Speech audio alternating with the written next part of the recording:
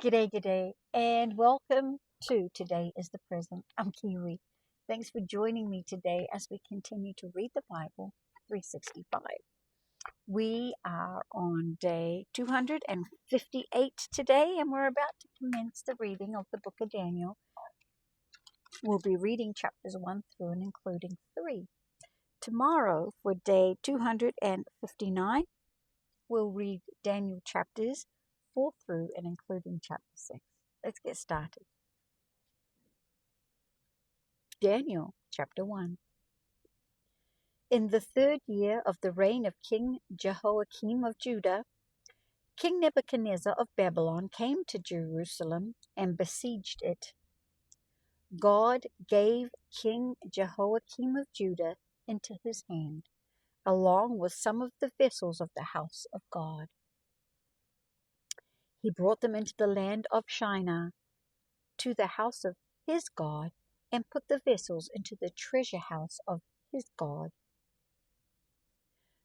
Then the king told Ashpenaz, the chief of his officials, to bring in some of the sons of Israel from royal descent and nobility, youths without any defect, handsome, proficient in all wisdom, knowledgeable, intelligent, and capable of serving in the king's palace.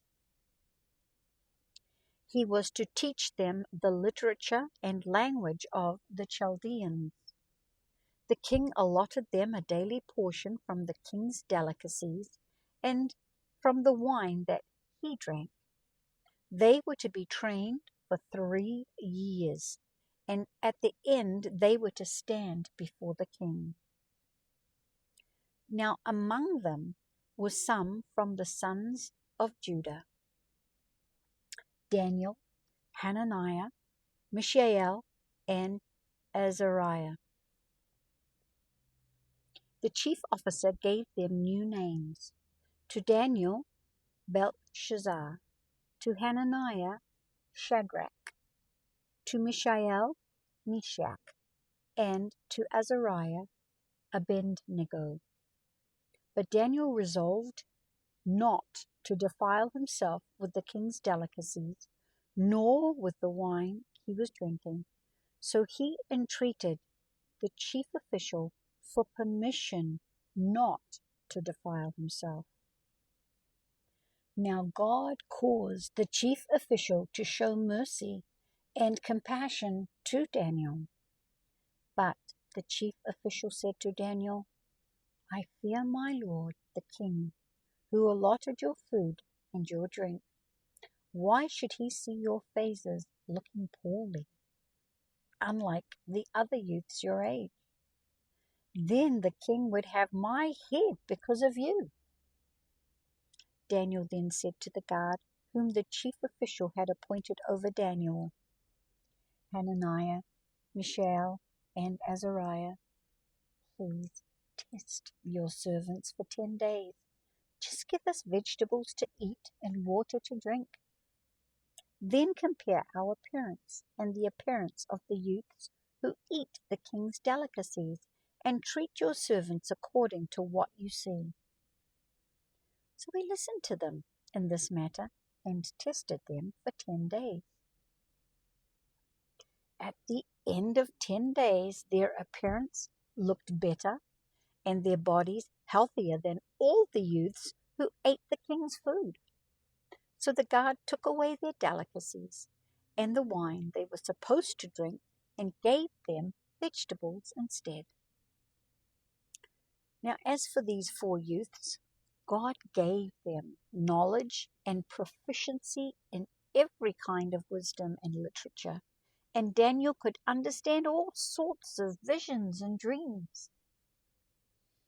At the end of the time set by the king to bring them in, the chief official presented them before Nebuchadnezzar. When the king spoke with them, he did not find among all of them anyone like Daniel, Hananiah, Mishael, and Azariah. So they entered the king's service. In every matter of wisdom and understanding about which the king questioned them, he found them 10 times better than all the magicians and astrologers throughout his realm. Daniel remained there until the first year of King Cyrus. Chapter 2. In the second year of his reign, Nebuchadnezzar dreamed dreams. His spirit was troubled, and sleep escaped him. So the king issued an order to summon the magicians, astrologers, sorcerers, and Chaldeans in order to explain to the king his dreams. When they came and stood before the king, he said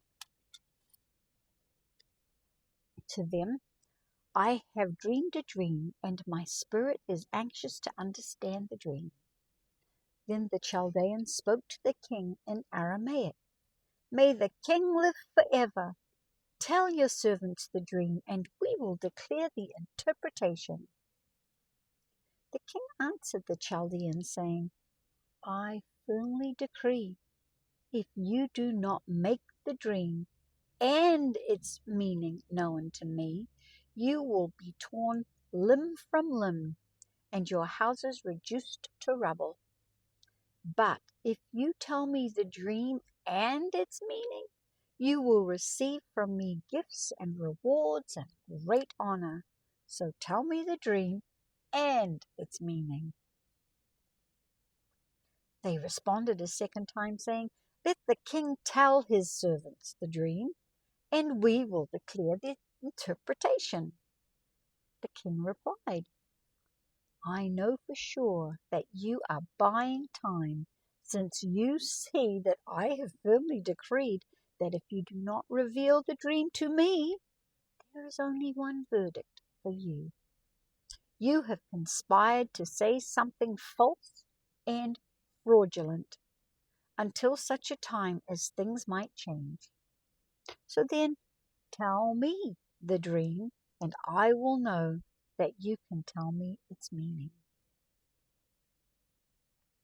The Chaldeans answered the king, saying, "There's no man on earth who can meet the king's demand, for no king, however great or mighty, has ever asked such a thing from any magician, astrologer, or Chaldean. What the king asks is too difficult. There is no one who could declare it to the king except the gods whose dwelling is not with mortals."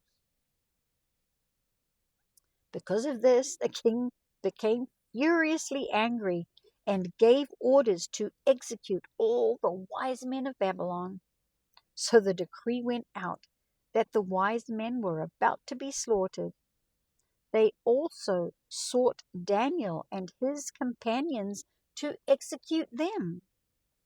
Then Daniel spoke with tact and discretion to Arioch, who was captain of the king's guard, and who had set out to execute the wise men of Babylon. He spoke up and said to Arioch, the king's captain, "Why is the king's decree so urgent?" Then Arioch informed Daniel about the matter. So Daniel went in and asked the king to grant him time so that he might disclose the interpretation to the king. Then Daniel went to his house and informed his friends Hananiah, Mishael, and Azariah about the matter, so they would request mercy from the God of heaven concerning this mystery, so that Daniel and his friends would not perish along with the rest of the wise men of Babylon. During the night, the mystery was revealed to Daniel in a vision. Then Daniel blessed the God of heaven and answered, saying, "Blessed be the name of God forever and ever, for wisdom and might are his. He changes times and seasons. He removes kings and installs kings. He gives wisdom to the wise and knowledge to the discerning.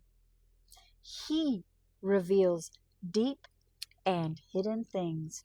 He knows what lies in darkness, and light dwells with him. To you, O God of my fathers, I give thanks and praise. For you gave me wisdom and power. You have made known to me what we asked of you. You revealed to us the word of the king. Then Daniel went in to Arioch, whom the king had appointed to destroy the wise men of Babylon, and said to him, Do not destroy the wise men of Babylon. Bring me in before the king, and I will declare the interpretation to the king. So Arioch quickly ushered Daniel into the king's presence and said to him, I have found a man among the sons of the exiles from Judah who can make known the interpretation to the king. The king then asked Daniel, who was renamed Belshazzar, Are you able to reveal the dream that I saw as well as its interpretation?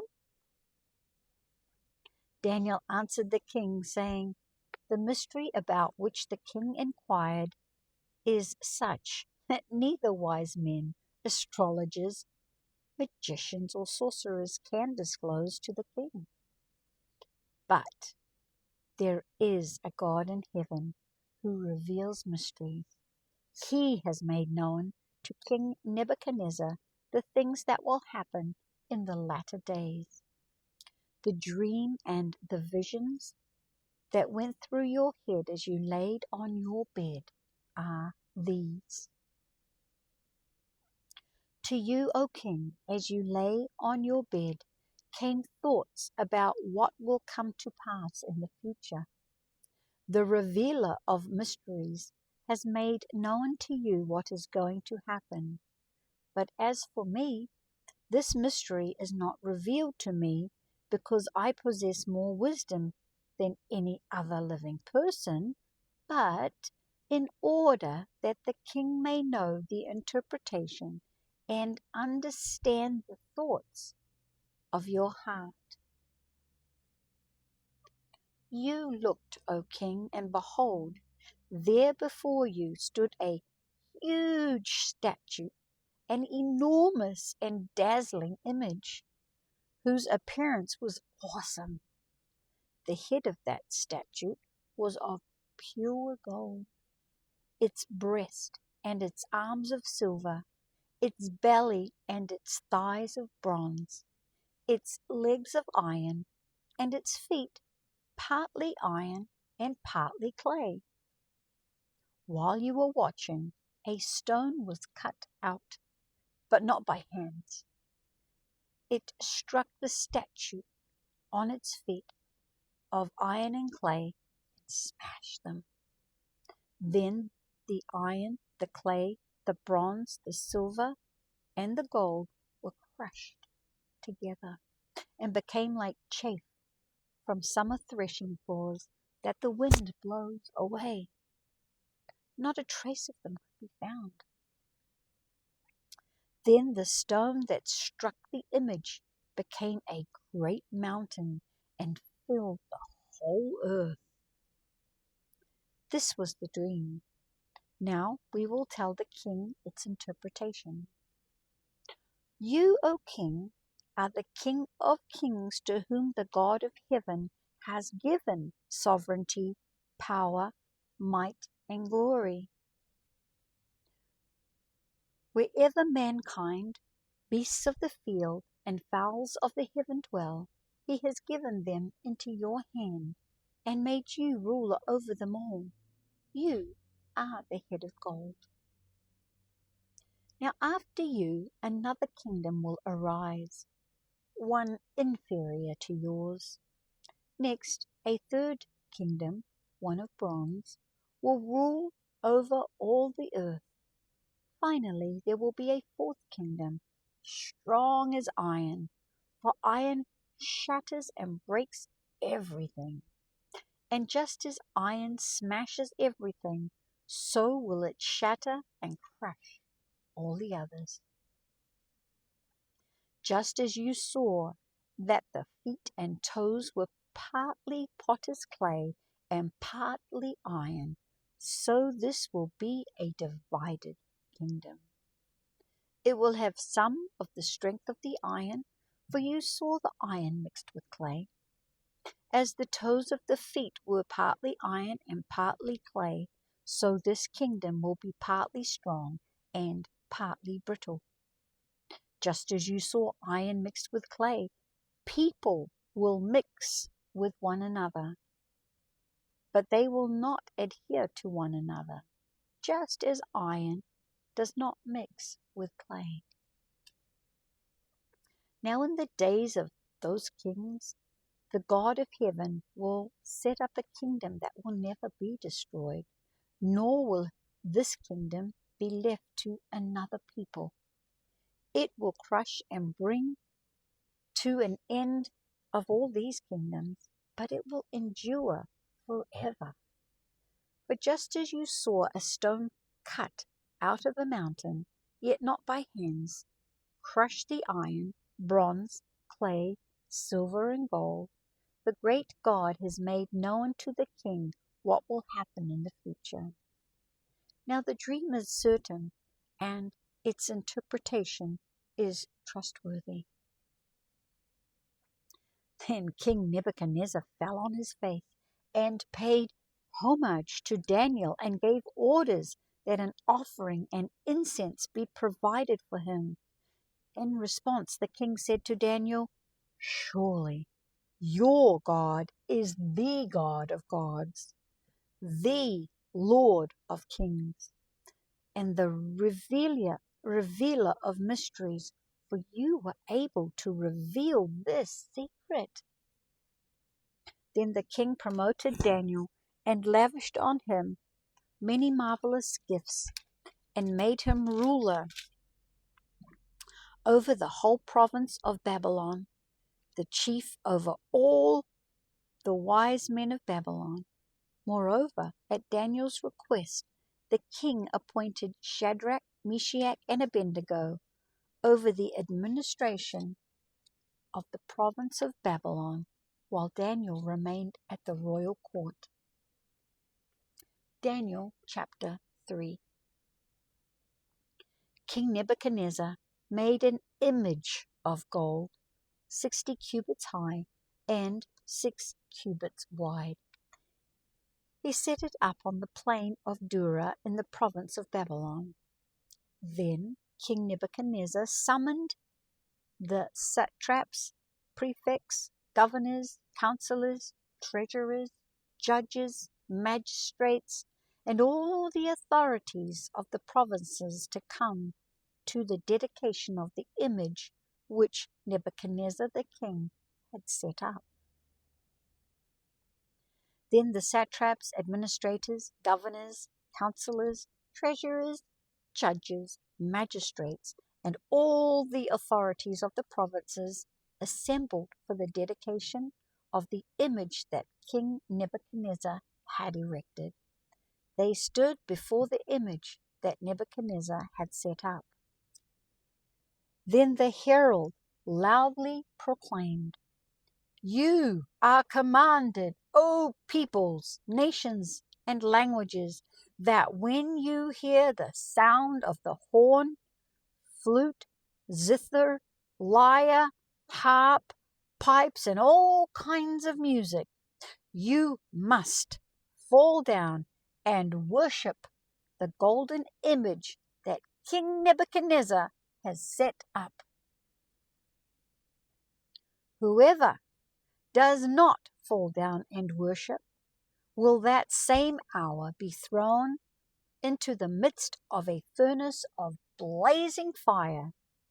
Therefore, as soon as all the peoples heard the sound of the horn, flute, zither, lyre, harp, and pipes, and all kinds of music, all the peoples, nations, and languages fell down and worshipped the golden image that Nebuchadnezzar, the king, had set up.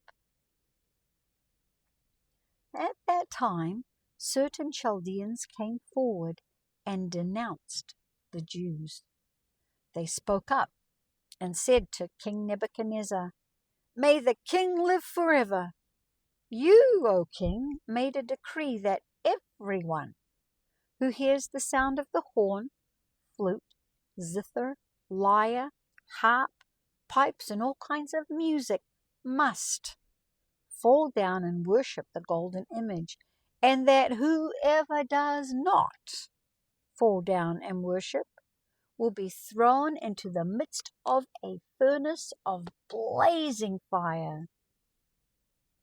There are certain Jews whom you appointed over the administration of the province of Babylon, Shadrach, Meshach, and Abednego.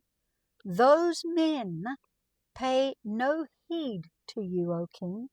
They do not serve your gods, nor will they worship the golden image that you have set up."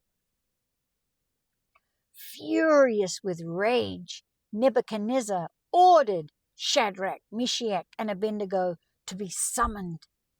When these men were brought before the king, Nebuchadnezzar responded to them, saying, "Is it true, Shadrach, Meshach, and Abednego, that you don't serve my gods or worship the golden image that I set up?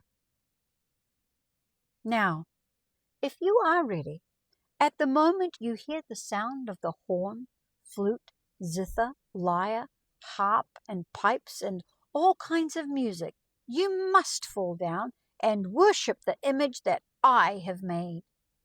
But if you do not worship, you will immediately be thrown into the midst of a furnace of blazing fire. Then what God will be able to deliver you out of my hands?" Shadrach, Meshach, and Abednego replied to the king, saying, "O Nebuchadnezzar, we do not need to answer you concerning this matter.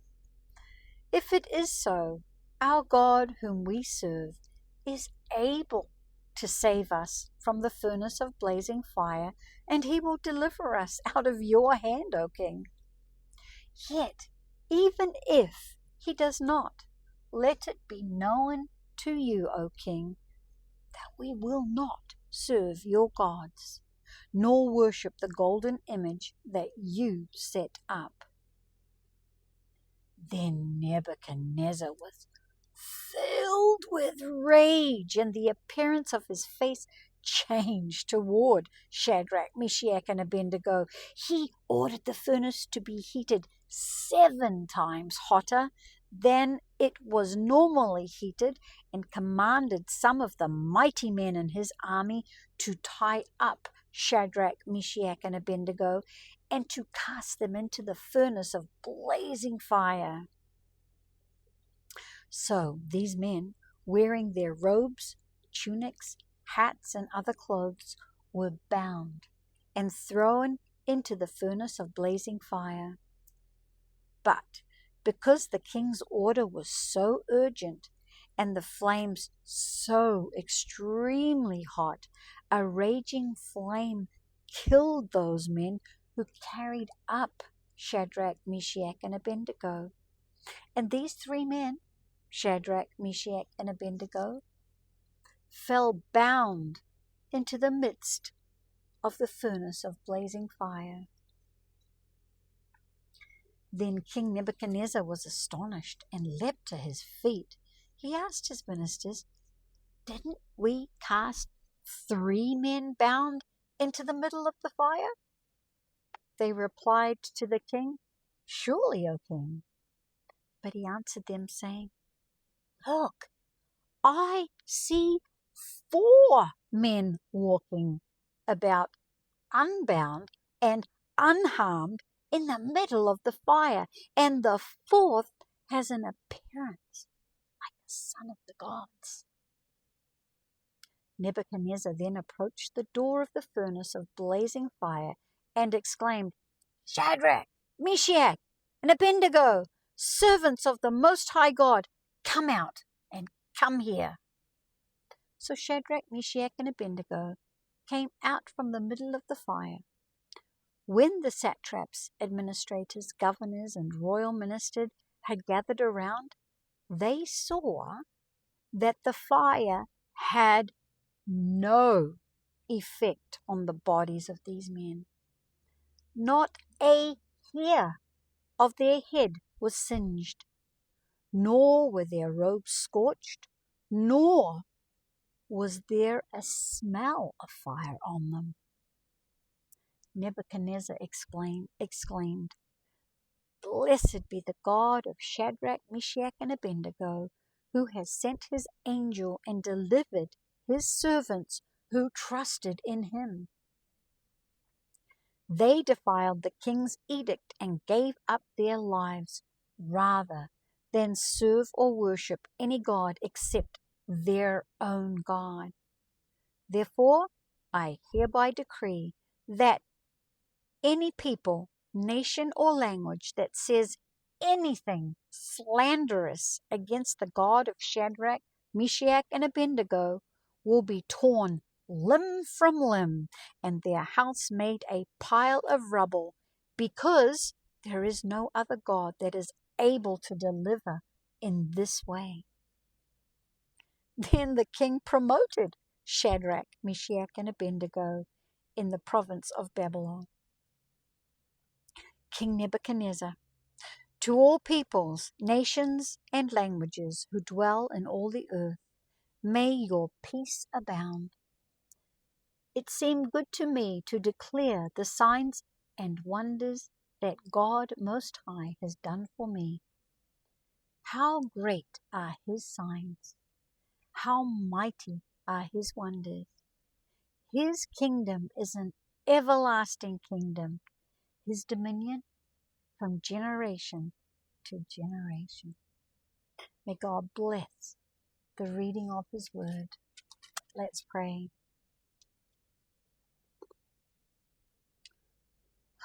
Yes, Lord, I pray Daniel's blessing that we read.